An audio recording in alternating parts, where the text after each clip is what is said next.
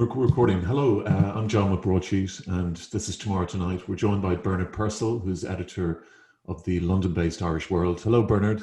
Good evening, John. How are you? I'm very well, thank you. Well, I'm not actually not great. We had a power outage which has affected the site, and we were supposed to have you on last night, Bernard. So once again, I know you're cool with it, but apologies, and apologies to our viewers as well. Well, I think the real person bearing the cost is you. You looked about 10 years younger the last time I saw you a couple of days ago. It's been quite a week. So will we go to the papers? Absolutely. It's in general in the Irish papers anyway. It's the Mother and Baby Home report, which was published today. I'll just share the screen now. 1 second. And can you see that? Yes. Okay.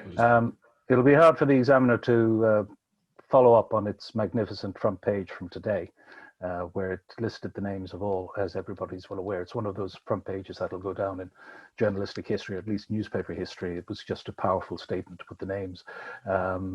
Today, I mean, they're continuing their good coverage of the story. It's hard for the stories themselves now to actually live up to the build-up that's there, because while they're quite shocking, the detail is now so well rehearsed and so banal for a great many people. And as Catherine Corliss herself, I think, said a couple of times, the victims or the survivors themselves, none of it is new to them as they lived through it. So it does make you wonder just quite what the government is hoping to do in the timing of this, given the conniptions they put them through when they last year with the records, denying them access to the records, then leaking the report ahead of the publication, and then giving them very, very little time to digest it. It all seems to be done for theatre and pantomime to a large extent.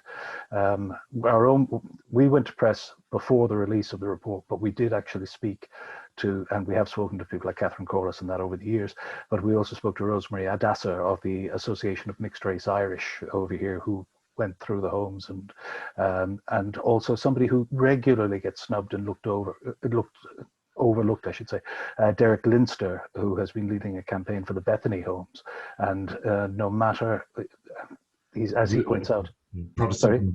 This is Protestant. Church of Ireland Protestant homes that where it was exactly the same outrages appeared to, and lives ruined and spent with the survivors taking the trauma of it into their old age. But for some reason, he just cannot get the children who went through those homes included in the same kind of legislative, or not even legislative, but institutional exercise that the government does.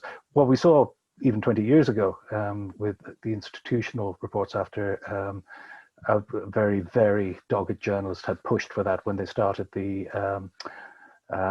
restitution hearings. It seemed to be an industry that provided a lot of work to not only lawyers, but a particular type of Irish administrator in public life. We saw the same thing again recently with the Magdalen laundries. So this will be a fertile time for some people in Irish public life, but probably it will do little to fix the holes in the lives of the people whose lives were ruined.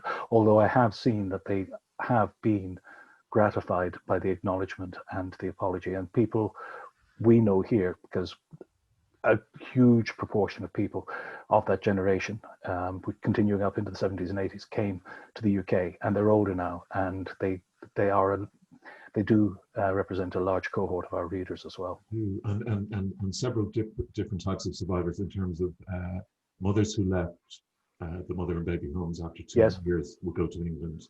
Mothers. The variety of different means which they ended up in Britain. And some unable to find their original parents, some wanting to be reunited with their children. There is, and we discussed this on Broadsheet in years past as well, all of the surveys have shown, for instance, that often women were more successful in building their lives and starting families, the ones who came here, rather less so than, say, some of the men. Education was forfeit in the cases of very, very many people. So that trapped them in certain socioeconomic limitations. But by and large, a great many women, while they bore the hurt and the stigma, and they did manage, those who came here did manage to make their lives. Yeah. There's so much to discuss, but there's a very strong cover of the Irish Sun, which echoes a lot of what our readers are saying. Basically said in the Guards, you know, the now is the state apology is just not good enough, and particularly if the state apology involves blaming society, which in fact includes the women he's apologizing to. You know, it's. Do you feel that is a bit too strong? But no, it's hard to send in the Guards. You have to actually have some evidence of a crime, so you have to know what legislation it would be under, or what crime, what criminal offence has taken place. So sure. That in itself would be the work on that would have had to have been started long before now. Of course, but it still could be done. I mean, in terms of the trafficking. If these are unrecorded illegal adoptions, and there's no statute on that in terms of, you know. There isn't, but equally in the report they said they found it very hard. They could neither prove nor disprove the illegal adoptions that everybody seems to have known about. So unless there are people who can come forward with specific times, dates, it is possible. I mean, perhaps Maeve O'Rourke and others, the work they've done can be useful, but it's. I think the clock is against, say, the survivors in many, many instances. Sorry, Bernard. In terms of Besborough, for instance, in Cork, there's something like 900 bodies somewhere buried in those grounds. They won't exhume the grounds because it's 20 acres. They feel you know, there's a planned development there going on the land. In terms of the nuns won't say where the bodies are. I mean, can the police not be called in that instance? I'm not a lawyer, but yes, you can legislate. I mean, Parliament can legislate to either use something like eminent domain because it's potential crime scene they want to put. There are if there's sufficient will. A public body, a government with public will can do something. But as we saw in the past, there will be concerns that this is either a whitewash or a bit of a fob to various vested interests within Irish society. And just to make the matter go away, perhaps harness or exploit a bit of public outrage, do a bit of virtue signaling, say, aren't we great now? Haven't we left all this behind us? When, I mean, even the most recent of those crimes were in 1998. Yes, yeah. And also, and I don't want to bring whataboutery and all that, but the disappeared is a feature of Irish life, which is a shame, you know, an absolute shame that haunts us. But these are disappeared as well. I mean, they're literally, there's like 900 children whose bodies nobody knows where, or they know where, but they won't say where. It's just so weird. I mean, this is like in Bosnia, you've mass grave. I mean, should the UN be called in here? I don't know I can't see what oversight the UN would have on this, but what the phenomenon you're talking about, well, certainly if we go into the disappeared in Northern Ireland, Brandon Lewis has made a statement about that today. So that's something that has been problematic and again, it's something that requires sufficient will. If they can square that, then we might learn from them. But on a much broader canvas, in Spain for the last couple of years, as you're well aware, it's only really beginning to start to come to terms with the civil war and with the disappearances, the executions, the exemptions and amnesties that were given to Franco's people, whereas for a very, very long time, society didn't want to talk about. He died in 75, and Spain was a dictatorship until shortly before it joined the then EEC. But it takes a certain amount of perhaps socioeconomic progression in the country as well, before people feel that either equal enough or confident enough to challenge the elites or the powers that be, which we have started to see in Ireland, I think. Yeah, I think it's a bit disappointing. Catherine Sapone did a pass from a lot of people. She was seen as somebody who could affect a real change there, but she seemed to have just literally kicked the can until she left, and then leaves it to this guy Roderick O'Gorman, who is fairly hapless in the sense because he's just kind of inherited all this stuff. Well, But he looks like, as the junior partner in the Green Party, in the coalition, it looks like he's been set up to fail. I mean, in some respects, if you look at the way that I think that they're almost laughing down their sleeves at the leaks the more he blusters about how outrageous that was. Whereas Fianna Fáil and Fine Gael are past masters at leaking and playing that game. yeah, I was surprised it hadn't been leaked out before, in fact, or earlier. But there was a Kevin Higgins of is it the Tune Survivors Alliance? Yes, Uh, the he claims story. he claims there It was his bog lawyer. Bog lawyer on Twitter. He claims it was a planned media strategy in terms of like get this out, break down, almost bore people, with it. Well, that has been the case with many things in the past, because something like this is not going to be dealt with by a silver bullet. It's going to be long, slow, tedious, and people, any government, I mean, as we see here and over there, they always have to have some new kind of shiny headline that will distract people. So if they wanted to get this off the table and into any other business, leaking is usually Rule 101 in the government handbook. Yeah, horrible for the survivors. This is the spread on in the Irish Sun. Yes, I see it, and it's notable that it is not getting anywhere near the same treatment in the UK edition of the Sun. There's an English edition and a Scottish edition. I haven't seen the Scottish edition, and it isn't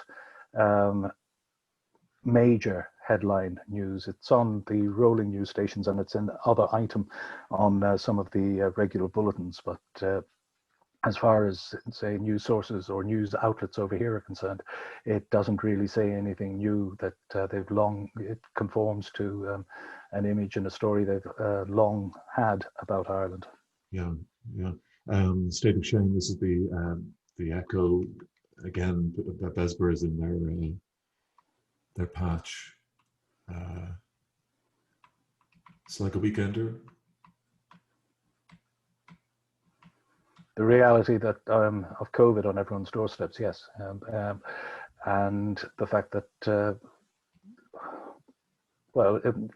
something that I think you may well have discussed yourself when I think this week Ireland had the highest. The country with the highest infection rate in the world because it relaxed the rules for Christmas, and yet the Taoiseach and the Taoiseach are very defensive that they did the right thing and they followed all the advice. When, say, blessed with, say, distance being away, and perhaps the perspective of distance, it certainly didn't look to us like they were scrupulously following the NFET advice. It looked like they were at odds with it. But we're going through something similar here. The official death toll exceeded 100,000. We saw as well that in 2020, the death rate was higher than in World War II because of the rate of excess deaths. And it is now anticipated, even though it does look in some parts that it might have plateaued. I think we had 1,600 deaths yesterday, and people are expecting the worst in March, not least because of the relaxation of the rules for Christmas, which is precisely the same thing that happened in Ireland. Okay. These are still deaths with COVID. I mean, these could be like... Yes. Car crashes, suicides, anything really, Bernard. 28 days. 28 days from a COVID diagnosis. That is the statistic that's used here.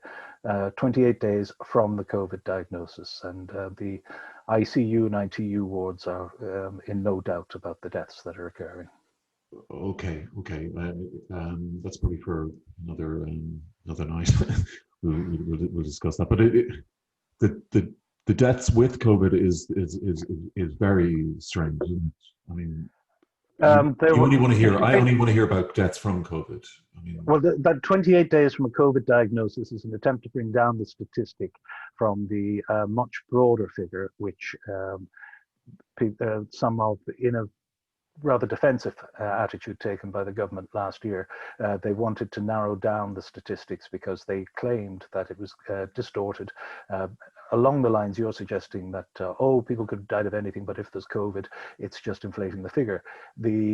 They use a much more narrower definition, which is why people like Chris Giles in the FT has been meticulously going through the statistics. And there is the government's preferred figure, which is smaller, but even now its preferred figure is more than 100,000 deaths. Okay. And that's within 28 days of a COVID diagnosis. And as I said, more than 1,500 deaths just yesterday. Okay, but again, about this COVID diagnosis, I could be positive, I may not know it, and live happily. If I were to kill myself then in 2 weeks' time, I would be a COVID casualty, Bernard. I think you might find that the coroners would have something to say about that.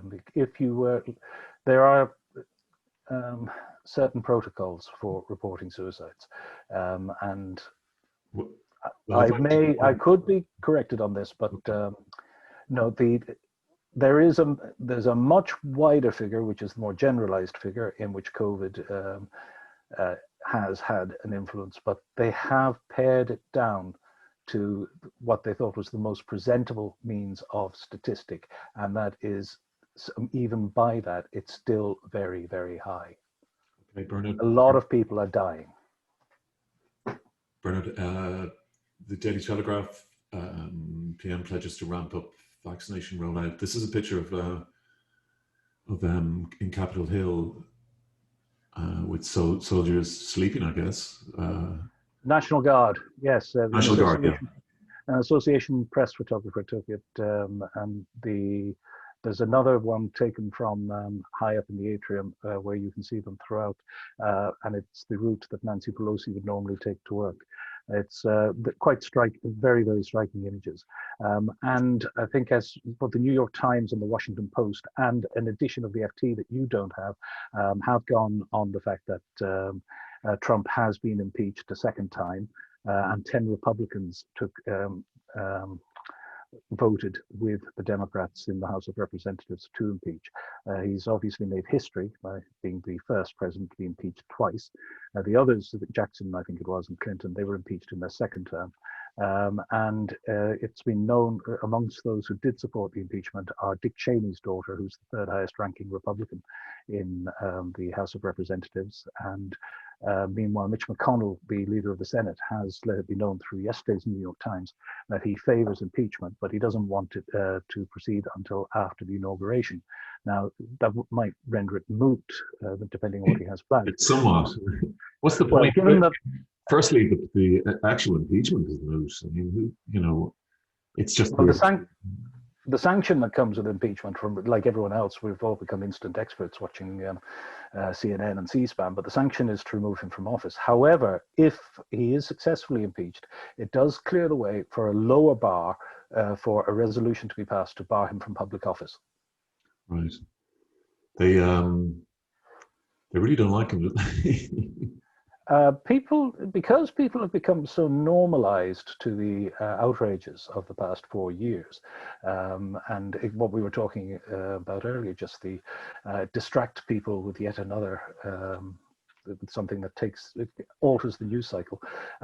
There are people who think they can shrug off what happened last week, and I think there's Robert Moore of ITV, who had a team there, did a very, very compelling documentary. I think it may have been last night, but I've lost track of time. But with footage and with additional detail, there were people with zip ties. There was a gallows that took some time to build. Something very, very serious happened. Yeah, but also there was. I mean, it's not as clear as even. The esteemed Mr. Moore makes out. I mean, there was a lot of agents provocateurs, as you know, Bernard, really. There was it's not as clear cut as we've been told. And also, he didn't Sorry, John. provoke. What's not as clear cut that people, some of whom appear to have had weapons or at least nefarious intent, stormed the national legislature in Washington, and 5 people Yeah. died as a direct consequence of those events, including one veteran. No, Bernard, come on. Don't use the emotional stuff. I'm simply sort of stating that there were agent provocateurs in terms of Antifa and BLM members. I can show you the They evidence weren't for the, that. they weren't the people who, in all the footage that I've seen, unless you've seen footage that I haven't, and it's entirely possible, but that was not on any of the footage. I watched it live at the time. Well, I saw Antifa behavior, like the guys repeatedly smashing the windows. That is a BLM Antifa thing. I mean, it's not really a Trump supporter thing, and they didn't look like Proud Boys. They were dressed like Antifa, but I mean There were a lot of normal, ordinary people there who were radicalized by the rhetoric that they'd heard just down the road and in the days that led up to it. But it's pretty the rhetoric. Go peacefully, walk peacefully to the Capitol. I mean, I think his word. He issued the statement today, which said he was calling for peace and calling for non-violence. No. Yet, on in the press release, there is the statement he made last. They were on this statement issued today. They left last week's statement there by mistake on top of it, or just didn't think to remove it. And all of the text you want with "this is the time to fight," these are all of the inflammatory rhetoric is in there. There's the figures of speech, but if you say, "Well, please now go peacefully to the Capitol," I mean, we'll have to agree to differ on this, John. But we're both far away from it. He even choosing, was it today or yesterday? I think it was yesterday, to go to the wall. That was a coded signal. That was an anti-immigration signal, which was a dog whistle to his white supremacist support base, for whom he probably has utter contempt, but whom he has been exploiting and using. He has been using race. Okay. God, you and Derek Mooney should go for a pint. I mean, we probably disagree on lots of other things. Yeah, but okay, we probably need an entirely different show, and I'll be labeled the sort of Trumpian orange man, bad or whatever, or good or whatever. Debate is absolutely what a Congress is supposed to be about, but I don't think Trump has been advocating civilized debate. I don't think at any stage he's ever done that. I mean, I would read if I think it's William F. Buckley's magazine, the Arch Bible of conservatism. There's been some outstanding, very, very informed and learned essays in that in recent weeks, including, and I'll send you this week's, but it tracing right back to John Brown and through Eisenhower and through the tensions between the elite and the... talking about the elite, doesn't what Mitch McConnell, all the rhinos are doing, doesn't that tell you that Trump was neither a Republican nor a Democrat? He's representing an American constituency, he sold himself to a constituency. Well, Trump has a grift. Trump is a grifter. The whole thing is I know that. I know. Yeah, but I've heard that for like 4.5 years, but there's no real kind of proof of this. You know, the Russian thing ran out of steam. Everything else kind of runs out of steam. Porn stars who actually have their lawyers' bills paid by. Tomorrow's New York Post has, a lot of lawyers, competent lawyers, chose not to represent him because A, he didn't listen, and B, he didn't pay. And anybody who's done business... are so powerful that everything you're hearing now, Bernard, is filtered through this complete, like, demonic hatred. Now, there's nothing good you'll ever hear from mainstream press about him, be it the Irish Times or New York Times or CNN or even BBC. Nothing about how good Melania is, graceful she is, perhaps, or anything. It's been 4 years of this solid. From people with direct dealings of the madhouse that is there and whose provenance one has to trust at some point. You'll allow for partisanship in some areas. tomorrow's New York Times, okay, de Blasio has to try and do something, the mayor of New York has to do something to try and register that he's still alive, given how, or as a political presence. He's now looking to ban all Trump organization contracts. Okay, And but that's like the Nazi. I know, but that's step crazy. from that. Okay. Step away from that to Deutsche Bank. Deutsche Bank, which has had several Russian business accounts which have bailed out Trump businesses in the past. If there was anything behind that, Bernard, do you not think these people who would impeach you for nothing would have got all that in the last impeachment? But they didn't, and they didn't have. It didn't relate to his office. The Deutsche Bank stuff does relate to him, and well, the Russian thing didn't relate to him at all. Well, disagree, but well, you can disagree all you want, but that is the fact. We're talking at cross purposes here, John. When I'm talking about Deutsche Bank, I'm talking about the properties that were sold and were purchased at above market value as Trump organization ventures. And this is out of my sphere of interest. It's just some sphere of expertise. This is stuff that predates. This is any New Yorker who and you will know plenty of them. You worked there, you lived there. Yeah. And I know you like underdogs. And so you're probably going to see Trump as the underdog because the rest of the world and received wisdom is turning on him. But anybody who did business with him will tell you similar stories. And it was an open secret in New York. And it was that kind of snobbery and complacency that they failed to pay attention to precisely how successfully he played the populist game with a whole constituency who projected onto him something that they thought he represented. But in New York, it's a microcosm in a way, because Uptown hated him. They looked down upon him. They thought he was a rebest with short fingers or whatever. But downtown thought he wasn't cool enough. But Midtown loved him, and they did. He was the biggest thing in New York when I was there. He was on The Apprentice. That was #1 show. He was loved by the hip hop community in New York. P. Diddy, all of them, because he reflected that bling lifestyle that was popular. Dave Chappelle, when he did his monologue, he stayed in his hotel. He's behaved in as president exactly as I'd imagine. He's a New York property developer. He's very brash. He hasn't started a war. He's pulled troops out of the Middle East.